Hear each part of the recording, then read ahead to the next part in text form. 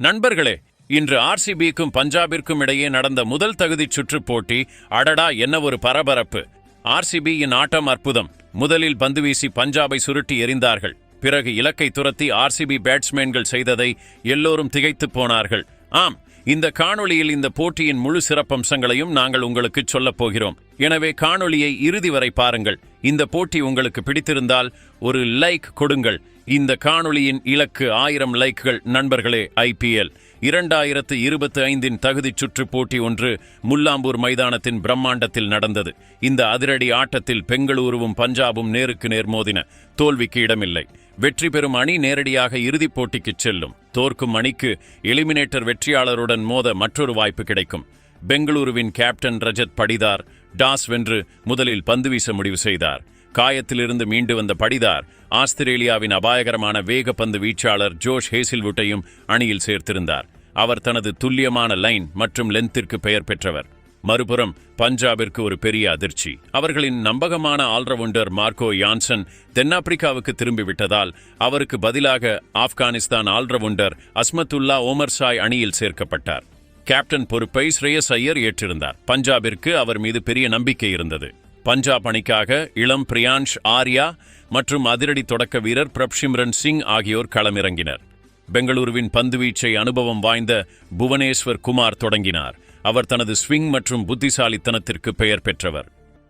முதல் ஓவரின் 3வது பந்தில் பிரியான்ஷ் கவர் திசையில் ஒரு அற்புதமான பவுண்டரியை அடித்தார். பஞ்சாப் அதிரடியான தொடக்கத்தை நாடுகிறது என்பதை இது காட்டியது. ஆனால் அந்த ஓவரில் வேறு பவுண்டரிகள் எதுவும் வரவில்லை. பெங்களூரு ரன் வேகத்தை கட்டுப்படுத்தியது. 2வது ஓவரில் இளம் வேகப்பந்து வீச்சாளர் யாஷ் தயாள் பந்து வீச வந்தார். அந்த ஓவரின் 2வது பந்திலேயே பஞ்சாபிற்கு ஒரு பெரிய அதிர்ச்சி கொடுத்தார். பெரிய இன்னிங்ஸுக்காக காத்திருந்த பிரியான்ஷ் ஆர்யா குருணால் பாண்டியாவிடம் கவர் திசையில் கேட்ச் ஆகி பெவிலியன் திரும்பினார். 7 ரன்கள் எடுத்திருந்த போது இந்த விக்கெட் விழுந்தது. அதன் பிறகு ஆஸ்திரேலியாவின் அதிரடி பேட்ஸ்மேன் ஜோஷ் இங்கிலீஷ் களமிறங்கினார். ஓவரின் கடைசி பந்தில் பிரப்சிமரன் லாங் ஆன் திசையில் ஒரு அழகான சிக்ஸரை அடித்தார். அந்த ஓவரில் மொத்தம் 10 ரன்கள் வந்தன. பஞ்சாபிற்கு இது சற்று ஆறுதல். 3வது ஓவரில் மீண்டும் புவனேஸ்வர் குமார் பந்து வீச வந்தார். இப்போது லயத்தில் இருந்த பிரப்சிமரன் தொடர்ந்து 2 பந்துகளில் முன்னோக்கி வந்து பவுண்டரிகளை அடித்தார். ஒன்று கவர் திசையிலும் மற்றொன்று மிட் விக்கெட் திசையிலும். பஞ்சாப் மீண்டும் ஆட்டத்திற்குள் வருவது போல் தோன்றியது. ஆனால் பூபியும் சாதாரண பந்துவீச்சாளர் அல்ல. ஓவரின் கடைசி பந்தில் பிரப்சிம்ரன் மீண்டும் கிரீஸை விட்டு வெளியேறி பெரிய ஷாட் அடிக்க முயன்றபோது பூபி புத்திசாலித்தனமாக ஒரு ஷார்ட் பந்தை வீசினார். பந்து பேட்டின் விளிம்பை தொட்டு நேராக விக்கெட் கீப்பர் ஜிதேஷ் சர்மாவின் கைகளில் சென்று சேர்ந்தது. பிரப்சிம்ரன் 10 பந்துகளில் 18 ரன்கள் எடுத்தார். ஆனால் அவர் அவுட் ஆனவுடன் பஞ்சாபின் ஸ்கோர் 27க்கு 2 விக்கெட் ஆனது. இப்போது கேப்டன் ஸ்ரேயஸ் ஐயர் களமிறங்கினார். ஆனால் அவருக்கு முன்னால் ஜோஷ் ஹேசில்வுட் இருந்தார். அவர் தனது முதல் ஓவரிலேயே நெருப்பை கக்கிக் கொண்டிருந்தார். 3வது ஓவரின் 3வது பந்திலேயே ஹேசில்வுட் தனது வேகப்பந்து வீச்சின் மாயாஜாலத்தை காட்டினார். பந்து லென்த்தில் இருந்தது, சற்று வெளியே. ஐயர் அதை டீப் மிட் விக்கெட் திசையில் அடிக்க முயன்றார். ஆனால் பந்து துள்ளி எழுந்தது. பேட்டின் விளிம்பை தொட்டு அதுவும் ஜிதேஷ் சர்மாவின் கைகளில் போய் சேர்ந்தது. ஐயர் 3 பந்துகளில் 2 ரன்கள் மட்டுமே எடுத்து வெளியேறினார். பஞ்சாப் 30 ரன்களுக்கு 3 விக்கெட்டுகளை இழந்து பெரும் அழுத்தத்தில் சிக்கியது. அதன் பிறகு மிடில் ஆர்டரில் நிலைத்தன்மையை கொடுப்பதற்காக அறியப்படும் நேஹல் வதேரா களமிறங்கினார். 4வது ஓவரில் ஹேசில்வுட் அற்புதமான லைன் மற்றும் லென்த்தில் பந்து வீசி 4 ரன்கள் மட்டுமே கொடுத்து பஞ்சாப் மீது பிடியை இறுக்கினார். 5வது ஓவரில் யாஷ் தயாள் பந்து வீச வந்தார். ஆனால் அவர் ஒரு நோ பால் மூலம் ஓவரை தொடங்கினார். ஃப்ரீ ஹிட்டில் வதேரா வாய்ப்பை பயன்படுத்தி மிட் விக்கெட் திசையில் ஒரு சக்தி வாய்ந்த பவுண்டரியை அடித்தார். இதனால் பஞ்சாபிற்கு சற்று நிம்மதி கிடைத்தது. இருப்பினும் யாஷ் அதன் பிறகு வேறு பவுண்டரிகளை கொடுக்கவில்லை. அந்த ஓவரில் மொத்தம் 7 ரன்கள் மட்டுமே வந்தன. முதல் 5 ஓவர்களுக்கு பிறகு பஞ்சாபின் ஸ்கோர் 3 விக்கெட்டுகளுக்கு 38 ரன்கள். தொடர்ச்சியான இடைவெளிகளில் விக்கெட்டுகள் விழுந்ததால் பஞ்சாபின் பேட்டிங் ஆட்டம் கண்டது. தொடக்க ஜோடி மட்டுமல்ல, கேப்டன் ஐயர் விரைவாக அவுட்டானது அணிக்கு ஒரு பெரிய அடியாக அமைந்தது. பெங்களூருவின் பந்துவீச்சில் ஒழுக்கம், புத்திசாலித்தனம் மற்றும் ஆக்ரோஷம் தெளிவாக தெரிந்தது. புவனேஸ்வர் குமாரின் அனுபவ பந்துவீச்சு, ஹேசில்வுட்டின் அதிவேகம் மற்றும் யாஷ் தயாளின் சீரான லைன் மற்றும் லென்த் பஞ்சாபை ஆரம்பத்திலேயே நிலைகுலையச் செய்தது. பிறகு 6வது ஓவரில் ஜோஷ் ஹேசில்வுட் பந்து வீசினார். அங்கிருந்துதான் கதை மாறியது. ஹேசில்வுட்டின் முதல் பந்து ஒரு வேகமான மற்றும் பவுன்ஸ் நிறைந்த ஷார்ட் பால் ஜோஷ் இங்கிலீஷை குழப்பியது. இங்கிலீஷ் புல் ஷாட் அடிக்க முயன்றார். ஆனால் பந்து அவரிடமிருந்து வேகமாகவும் உயரமாகவும் சென்றது. பேட்டில் கட்டுப்பாடு இல்லாமல் பந்து நேராக லாங் லெக் திசையில் சென்றது. அங்கே இருந்த புவனேஸ்வர் குமார் கேட்ஸை பிடிப்பதில் எந்த தவறும் செய்யவில்லை. ஜோஷ் இங்கிலீஷ் 7 பந்துகளில் 5 ரன்கள் மட்டுமே எடுத்து அவுட் ஆனார். பஞ்சாப் 38 ரன்களுக்கு 4 விக்கெட்டுகளை இழந்து பெரும் ஆபத்தில் சிக்கியது. அதன் பிறகு மார்க்கஸ் ஸ்டோனிஸ் களமிறங்கினார். அதிரடி பேட்டிங்கிற்கு பெயர் பெற்றவர். பஞ்சாப் ரசிகர்களுக்கு இந்த ஆஸ்திரேலிய நட்சத்திரம் ஏதாவது அதிசயம் செய்வார் என்ற நம்பிக்கை இருந்தது. அவர் கிரீஸுக்கு வந்ததும் ஹேசில்வுட்டிற்கு தனது 2வது பந்தியிலேயே இன்சைட் எட்ஜ் மூலம் ஒரு பவுண்டரியை அடித்தார். அதிர்ஷ்டம் கை கொடுத்தது. பந்து விக்கெட்டை முத்தமிட்டு வெளியேறியது. பிறகு ஓவரின் 5வது பந்தில் ஸ்டோனிஸ் மைதானத்தின் நடுவில் ஒரு புயல் சிக்ஸரை அடித்தார். இது 79 மீட்டர் நீளம் பார்வையாளர்கள் மத்தியில் சென்று விழுந்தது. இந்த ஓவரில் மொத்தம் 10 ரன்கள் வந்தன. பவர் பிளே முடிந்தது. 6 ஓவர்களுக்கு பிறகு பஞ்சாபின் ஸ்கோர் 48 ரன்களுக்கு 4 விக்கெட். ஆனால் கதை இன்னும் பயங்கரமாக இருந்தது. 7வது ஓவரில் யாஷ் தயாள் வந்தார். அவர் ஏற்கனவே ஒரு விக்கெட்டை வீழ்த்தியிருந்தார். இந்த முறை அவரது இலக்கு நேஹல் வதேரா. அவரிடமிருந்து அணி நிலைத்தன்மையை எதிர்பார்த்தது. ஆனால் யாஷ் தயாளின் வேகமான மற்றும் ஷார்ட் ஆஃப் குட் லென்த் பந்து அவரது எண்ணங்களை தகர்த்தெறிந்தது. வதேரா டிரைவ் அடிக்க முயன்றார். ஆனால் அவரது பேட் சற்று திறந்திருந்தது. அதன் விளைவாக பந்து அவரது உள்விளிம்பில் பட்டு நேராக லெக் ஸ்டம்பில் பட்டது. நேஹல் வதேரா 10 பந்துகளில் 8 ரன்கள் மட்டுமே எடுத்து வெளியேறினார். பஞ்சாபின் ஸ்கோர் 52 ரன்களுக்கு 5 விக்கெட்டுகளாக ஆனது. இந்த ஓவரில் 4 ரன்கள் மட்டுமே வந்தன. மேலும் ஒரு முக்கியமான விக்கெட் விழுந்தது. 8வது ஓவரில் இப்போது 2 ஆஸ்திரேலியர்கள், பந்துவீச்சாளர் ஹேசில்வுட் மற்றும் பேட்ஸ்மேன் ஸ்டோனிஸ். ஹேசில்வுட்டின் 2வது பந்தில் ஸ்டோனிஸ் ஒரு அழகான கவர் டிரைவுடன் ஒரு பவுண்டரியை அடித்தார். இருப்பினும் அந்த ஓவரில் வேறு பெரிய ஹிட் எதுவும் வரவில்லை. ஆனால் மொத்தம் 7 ரன்கள் வந்தன. பஞ்சாப் சற்று நிம்மதி அடைந்தது. ஆனால் விக்கெட்டுகள் விழுவது நிற்கவில்லை. இப்போது பந்துவீச சுயாஷ் சர்மா வந்தார். அவர் வந்தவுடன் ஆட்டத்தின் போக்கை முற்றிலும் மாற்றினார். 2வது பந்தில் சுயாஷ் ஷஷாங்க் சிங்கை போல்ட் செய்தார். பந்து கூக்லி. ஆனால் ஷஷாங்க் லைனில் இருந்து விலகி அடிக்க முயன்று தவறிவிட்டார். பந்து நேராக லெக் ஸ்டம்பில் பட்டது. பஞ்சாபின் நிலைமை இன்னும் மோசமானது. ஷஷாங்க் சிங் 5 பந்துகளில் 3 ரன்கள் மட்டுமே எடுத்து பெவிலியன் திரும்பினார். அதன் பிறகு இம்பாக்ட் பிளேயராக களமிறங்கிய முஷீர் கான் மீது அணிக்கு பெரிய நம்பிக்கை இருந்தது. ஆனால் சுயாஷ் சர்மா வேறு ரூபத்தில் இருந்தார். அவர் 5வது பந்தில் முஷீரை LPW செய்தார். முஷீர் ரிவ்யூ எடுத்தார். ஆனால் அது பலனளிக்கவில்லை. முஷீர் கான் ரன் கணக்கை திறக்கவில்லை. பஞ்சாபின் ஸ்கோர் 60 ரன்களுக்கு 7 விக்கெட்டுகளாக ஆனது. பெங்களூருவின் பந்துவீச்சு முழு அணியையும் மண்டியிடச் செய்தது போல் இருந்தது. இப்போது சுழல் ஆல்ரவுண்டர் குருணால் பாண்டியா பந்து வீசும் நேரம். அவர் பந்துடன் மட்டுமல்ல மூளையுடனும் விளையாடுவார். பாண்டியா நல்ல தொடக்கம் கண்டார்.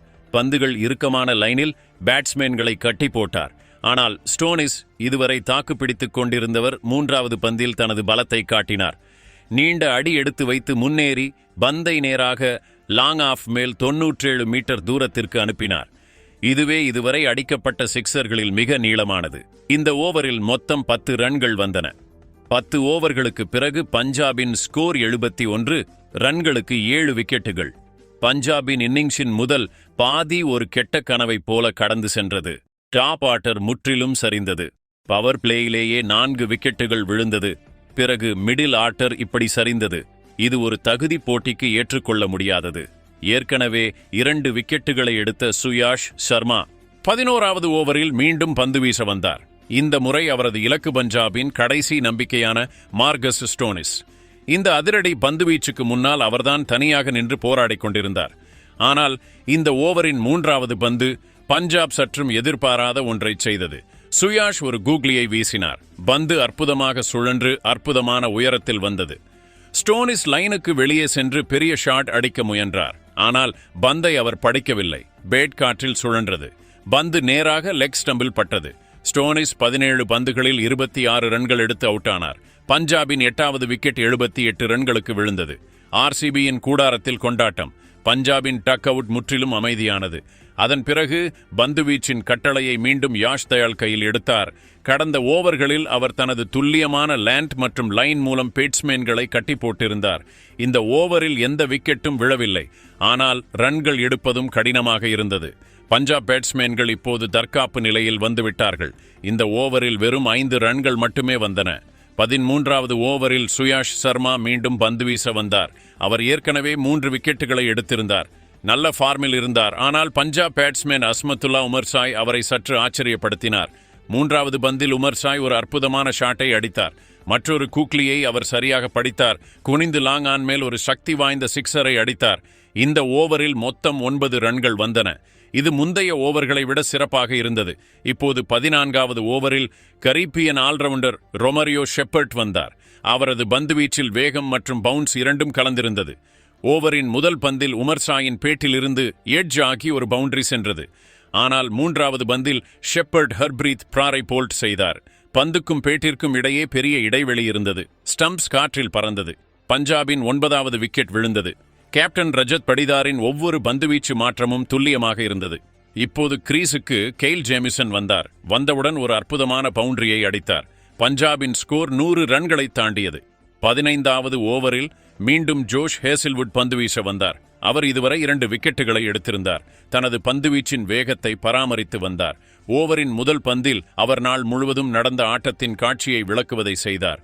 அஸ்மத்துல்லா உமர்சாய் ஒரு பெரிய ஷாட் அடிக்க முயன்றார். ஆனால் பந்து அவரது பேட்டின் பெரிய வெளிவிளிம்பில் பட்டு காற்றில் உயரமாகச் சென்றது. பந்து வேகமாக கீப்பரின் வலதுபுறம் சென்றது. ஆனால் ஜிதேஷ் சர்மா ஒரு வலுவான ஜம்ப் செய்து ஒரு கையால் கேட்சை பிடித்தார். மொத்த மைதானமும் திகைத்து போனது. உமர்சாய் 12 பந்துகளில் 18 ரன்கள் எடுத்து அவுட் ஆனார். பஞ்சாப் அணி மொத்தமாக 101 ரன்களுக்கு ஆல் அவுட் ஆனது. ஆர்சிபியின் பந்துவீச்சு இந்த போட்டியில் ஒரு இராணுவத்தின் துல்லியமான நடவடிக்கை போல இருந்தது. ஒவ்வொரு பந்துவீச்சாளரும் தனது வேலையை முழு பொறுப்புடனும் வேகத்துடனும் செய்தார். சுயாஷ் சர்மா வெறும் 17 ரன்கள் கொடுத்து 3 விக்கெட்டுகளை வீழ்த்தினார். அதேபோல் ஜோஷ் ஹேசில்வுட்டும் 21 ரன்கள் கொடுத்து 3 விக்கெட்டுகளை வீழ்த்தினார். யாஷ் தயாள் 2, ரொமாரியோ ஷெபர்ட் மற்றும் புவனேஸ்வர் குமார் தலா ஒரு விக்கெட்டை வீழ்த்தினர். கேப்டன் ரஜத் படிதாரின் ஒவ்வொரு பந்துவீச்சு மாற்றமும் வியூக ரீதியாக துல்லியமாக இருந்தது. அவரது தலைமையில் ஆர்சிபி பந்தால் பஞ்சாபை கட்டுப்படுத்தியது மட்டுமல்லாமல் ஒவ்வொரு விக்கெட்டையும் எடுத்து போட்டியை ஒருதலைபட்சமாக மாற்றியது. இதன் பிறகு விராட் கோலி மற்றும் ஃபில் சால்ட் போன்ற அதிரடி பேட்ஸ்மேன்கள் தொடக்க ஆட்டக்காரர்களாக களமிறங்கினர். இலக்கு வெறும் 102 ரன்கள். ஆனால் T20 கிரிக்கெட்டில் எந்த இலக்கையும் சாதாரணமாக எடுத்துக்கொள்வது ஆபத்தாக முடியும். இருப்பினும் இந்த நாளில் ஆர்சிபி பேட்ஸ்மேன்கள் ஒரு சாம்பியன் அணியில் இருக்கும் நம்பிக்கையை காட்டினார்கள். ஆர்சிபியின் இன்னிங்ஸ் பஞ்சாபின் மிக நம்பகமான வேகப்பந்து வீச்சாளர் ஆர்ஷ்தீப் சிங்கின் ஓவரால் தொடங்கியது. முதல் பந்திலேயே கோலி தனது நோக்கத்தை தெளிவுபடுத்தினார். 2வது பந்தில் அவர் ஒரு மிக துல்லியமான பவுண்டரியை அடித்தார். கிளாசிக் கோலி கவர் டிரைவ் ஃபீல்டை கிழித்துக்கொண்டு பவுண்டரியை தாண்டியது. அடுத்த பந்திலேயே லெக் பை மூலம் மேலும் ஒரு பவுண்டரி ஆர்சிபியின் கணக்கில் சேர்ந்தது. ஆர்ஷ்தீப்பின் ஓவர் முடிவதற்குள் ஆர்சிபியின் ஸ்கோர் போர்டில் 11 ரன்கள் சேர்ந்திருந்தன. ஒரு நேர்மறையான தொடக்கம். 2வது ஓவருக்காக பஞ்சாப் பந்தை கெயில் ஜேமிசனிடம் ஒப்படைத்தது. உயரமான இந்த வேகப்பந்து வீச்சாளர் கூடுதல் பவுன்ஸிற்கு பெயர் பெற்றவர். இந்த ஓவரின் 3வது பந்தில் கோலி ஆஃப் சைடில் ஒரு அற்புதமான டைமிங்குடன் மேலும் ஒரு பவுண்டரியை அடித்தார். இருப்பினும் இந்த ஓவரில் மற்ற பந்துகள் இறுக்கமாக இருந்தன. மொத்தம் 6 ரன்கள் வந்தன. ஆர்சிபி விக்கெட் இழப்பின்றி 17 ரன்கள் வரை வந்திருந்தது. 3வது ஓவரை மீண்டும் ஆர்ஷ்தீப் சிங் கொண்டு வந்தார். இந்த ஓவரில்தான் ஃபில் சால்ட் தனது பேட்டிங் மாயாஜாலத்தை காட்டத் தொடங்கினார். 4வது பந்தில் அவர் ஒரு ஃபுல் ஷாட்டை அடித்தார். ஆனால் பந்து பேட்டின் விளிம்பில் பட்டு 3வது மனிதன் திசையில் பவுண்டரிக்கு சென்றது. இது அதிர்ஷ்டத்தின் துணை. ஆனால் கடைசி பந்தில் அவர் முழு பலத்துடன் புல் செய்து லெக் சைடில் ஒரு அற்புதமான சிக்ஸரை அடித்தார். பந்து நேராக பார்வையாளர்கள் மத்தியில் சென்று விழுந்தது. இந்த ஓவரில் ஆர்சிபி 13 ரன்கள் பெற்றது. மொத்த ஸ்கோர் 30 ரன்களை எட்டியது. இதுவரையெல்லாம் ஆர்சிபிக்கு சாதகமாகவே தோன்றியது. ஆனால் 4வது ஓவர் ஆட்டத்தின் போக்கை சற்று மாற்றப் போகிறது. மீண்டும் ஜேமிசன் பந்து வீச திரும்பினார். இந்த முறை அவர் பஞ்சாபிற்கு ஒரு மிக முக்கியமான விக்கெட்டை பெற்றுக் கொடுத்தார். விராட் கோலியின் விக்கெட். ஓவரின் 2வது பந்தை கோலி அசைத்து பார்க்க பந்து பேட்டின் விளிம்பில் பட்டு விக்கெட் கீப்பர் ஜோஷ் இங்கிலீஷின் கைகளில் போய் சேர்ந்தது. மைதானத்தில் சலசலப்பு. கோலி 12 பந்துகளில் 12 ரன்கள் எடுத்து அவுட் ஆகி திரும்பினார். கோலி அவுட்டானதும் பேட்டிங் செய்ய மயங்க் அகர்வால் வந்தார். ஒரு காலத்தில் ஆர்சிபியின் தொடக்க ஜோடியின் ஒரு பகுதியாக இருந்த அகர்வால் இன்று மிடில் ஆர்டரில் பொறுப்பேற்க வந்திருந்தார். ஆனால் ஜேமிசன் அவருக்கு காலூன்ற வாய்ப்பே கொடுக்கவில்லை. தொடர்ந்து 3 பந்துகளை அவர் மீது வீசினார். எல்லா பந்துகளும் ஆஃப் ஸ்டம்பிற்கு வெளியே நகரத் தொடங்கின. மயங்க் முற்றிலும் தடுமாறினார். 3 பந்துகளிலும் அப்பீல் செய்யப்பட்டது. ஆனால் அதிர்ஷ்டவசமாக பேட்டின் விளிம்பில் படவில்லை. அவர் தப்பித்தார். ஆனால் இந்த ஓவரின் சிறப்பு என்னவென்றால் ஒரு ரன் கூட வரவில்லை. ஜேமிசன் ஒரு மெய்டன் ஓவருடன் விராட் கோலியின் விக்கெட்டையும் வீழ்த்தினார். ஆர்சிபி மீது சிறிது அழுத்தம் திரும்பியிருந்தது. இப்போது ஆர்சிபியின் ஸ்கோர் 4 ஓவர்களில் 30 ரன்களுக்கு ஒரு விக்கெட். ஆனால் ஃபில் சால்ட் இன்னும் கிரீஸில் இருந்தார். அவரது அணுகுமுறை அவர் ஆட்டத்தை விரைவாக முடிக்க விரும்புகிறார் என்பதை காட்டியது. 5வது ஓவரை ஓமர்சாய் வீச வந்தார். சால்ட் இந்த ஓவரின் தொடக்கத்திலிருந்தே ஆக்ரோஷமான அணுகுமுறையை கடைபிடித்தார். அவர் 2 அற்புதமான பவுண்டரிகளை அடித்தார். ஒன்று ஸ்கொயர் லெக் திசையிலும் மற்றொன்று மிட் விக்கெட் திசையிலும். 2 ஷாட்களிலும் அற்புதமான டைமிங் இருந்தது. பந்து பவுண்டரியை கடக்க சிறிதும் தாமதிக்கவில்லை. ஓமர்சாயின் பந்துவீச்சில் பேட்ஸ்மேனை தடுக்கக்கூடிய வேகம் இல்லை. இந்த ஓவரில் ஆர்சிபி மொத்தம் 10 ரன்கள் எடுத்தது. இப்போது 5 ஓவர்களுக்கு பிறகு ஆர்சிபியின் ஸ்கோர் ஒரு விக்கெட்டுக்கு 40 ரன்கள். இலக்கு மிகச் சிறியதாக இருந்தது. அணி விளையாடிய விதத்தை பார்த்தால் இந்த போட்டி 12 அல்லது 13 ஓவர்களில் முடிந்துவிடும் என்று தோன்றியது. சால்ட்டின் ஆக்ரோஷமும் மயங்கின் நிலைத்தன்மையும் அணிக்கு சமநிலையை அளித்தது. பஞ்சாப் மீண்டும் ஆட்டத்திற்கு வர வேண்டுமென்றால் அடுத்த ஓவர்களில் விரைவாக விக்கெட்டுகளை வீழ்த்த வேண்டும். ஆனால் ஆர்சிபியின் நோக்கம் தெளிவாக இருந்தது. அவர்கள் இந்த போட்டியில் வெற்றி பெறுவது மட்டுமல்லாமல் கோப்பைக்கான மிக வலிமையான போட்டியாளர்கள் என்பதை ஒரு வலுவான அறிக்கையாக கொடுக்க விரும்பினர். 6வது ஓவரில் கேல் ஜேமிசன் பந்துவீசிக் கொண்டிருந்தார். முந்தைய ஓவரில் அவர் ஒரு மெய்டன் விக்கெட்டை வீழ்த்தி பஞ்சாபிற்கு ஒரு பெரிய ஆறுதல் அளித்திருந்தார். ஆனால் இந்த ஓவரில் ஃபில் சால்ட் மற்றும் மயங்க் அகர்வால் இருவரும் இணைந்து ஜேமிசனை கடுமையாக தாக்கினர். ஓவரின் முதல் பந்திலேயே மயங்க் ஆஃப் சைடில் ஒரு அற்புதமான டிரைவ் அடித்து பவுண்டரியை அடித்தார். அடுத்த சில பந்துகளை கவனமாக விளையாடிய பிறகு 4வது பந்தில் ஃபில் சால்ட் தனது தரத்தை காட்டினார். ஸ்கொயர் லெக் திசையில் மேலும் ஒரு பவுண்டரியை அடித்தார். ஆனால் சால்ட் அத்தோடு நிற்கவில்லை. அடுத்த பந்தில் அவர் ஒரு அழகான புல் ஷாட்டை அடித்து பந்து நேராக பவுண்டரியை தாண்டி பவுண்டரிக்கு சென்றது. ஓவரின் கடைசி பந்தில் அவர் அருமையான டைமிங்கை வெளிப்படுத்தி டீப் கவர் மேல் ஒரு அற்புதமான சிக்ஸரை அடித்தார். மொத்த மைதானமும் அதிர்ந்தது. ஜேமிசனின் ஓவர் 21 ரன்கள் கொடுத்தது. பவர் பிளேயின் 6 ஓவர்கள் முடிவில் ஆர்சிபி 61 ரன்கள் அடித்திருந்தது. 102 ரன்களின் எளிதான இலக்கை துரத்தும் போது இது ஒரு சிறந்த தொடக்கம். 7வது ஓவரை ஹர்ப்ரீத் பிரார் கொண்டு வந்தார். ஆனால் இந்த முறையும் ஃபில் சால்ட் எந்த குறையும் வைக்கவில்லை. 2வது பந்திலேயே டீப் மிட் விக்கெட் திசையில் ஒரு சக்தி வாய்ந்த சிக்ஸரை அடித்து அந்த ஓவரில் 11 ரன்களை எடுத்தார். இப்போது ஆர்சிபிக்கு வெற்றிக்கு 30 ரன்கள் மட்டுமே தேவை. 8வது ஓவரை இளம் பந்துவீச்சாளர் முஷீர் கான் கொண்டு வந்தார். இந்த ஓவரின் 2வது பந்தில் மயங்க் அகர்வால் பந்துவீச்சாளரின் தலைக்கு மேல் ஒரு சிக்ஸரை அடித்தார். அடுத்த பந்திலேயே அவர் ஒரு அற்புதமான கவர் டிரைவ் அடித்து ஒரு பவுண்டரியை எடுத்தார். ஆனால் 5வது பந்தில் முஷீர் கான் வெற்றி பெற்றார். கேட்ச் அவுட் என்று பலத்த அப்பீல் செய்யப்பட்டது. ஆனால் நடுவர் நாட் அவுட் என்று தீர்ப்பளித்தார். பஞ்சாப் டிஆர்எஸ் எடுத்தது. அல்ட்ரா எட்ஜில் பந்து பேட்டின் உள் விளிம்பில் பட்டு ஸ்லிப்பில் நின்றிருந்தயரின் கைகளில் சென்றது தெளிவாக தெரிந்தது. டிஆர்எஸ் வெற்றி. மயங்க் அகர்வால் 13 பந்துகளில் 19 ரன்கள் எடுத்து பெவிலியன் திரும்பினார். ஆர்சிபியின் ஸ்கோர் இப்போது 84 ரன்களுக்கு 2 விக்கெட். அதன் பிறகு கேப்டன் ரஜத் படிதார் பேட்டிங் செய்ய வந்தார். அவர் ஃபில் சால்ட்டுடன் இணைந்து ஆர்சிபியின் இன்னிங்ஸை தொடர்ந்தார். 9வது ஓவரின் 2வது பந்தில் சால்ட் ஒரு சிங்கிள் எடுத்தார். இதனுடன் வெறும் 23 பந்துகளில் தனது 50 ரன்களை பூர்த்தி செய்தார். இது இந்த சீசனில் அவரது வலிமையான பேட்டிங்கின் மற்றொரு எடுத்துக்காட்டு. இந்த ஓவரில் அவர் மேலும் ஒரு பவுண்டரியையும் அடித்தார். ஆர்சிபியின் வெற்றியை இப்போது ஒரு சடங்காக மாற்றினார். 10வது ஓவரை மீண்டும் முஷீர் கான் கொண்டு வந்தார். 3வது பந்தில் ரஜத் படிதார் மிட் விக்கெட் திசையில் ஒரு அற்புதமான பவுண்டரியை அடித்தார். இப்போது வெற்றிக்கு 2 ரன்கள் மட்டுமே தேவை. ஓவரின் கடைசி பந்தில் படிதார் ஒரு ஸ்லோக் ஸ்வீப் ஆடினார். பந்து நேராக பார்வையாளர்கள் மத்தியில் சென்று விழுந்தது.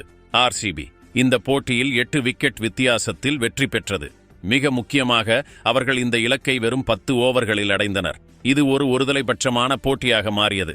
இதில் ஆர்சிபி ஒவ்வொரு துறையிலும் பஞ்சாப் கிங்ஸை முற்றிலும் வீழ்த்தியது.